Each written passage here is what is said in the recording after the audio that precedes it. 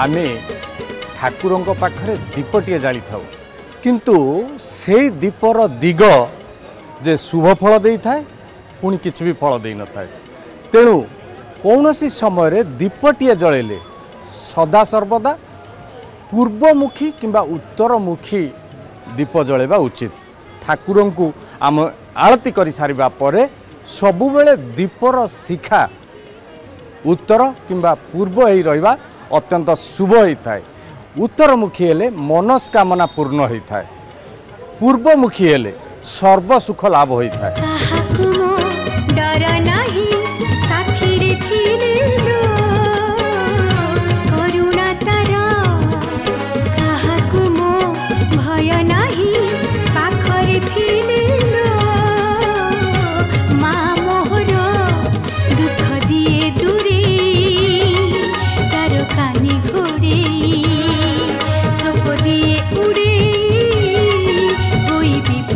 छाई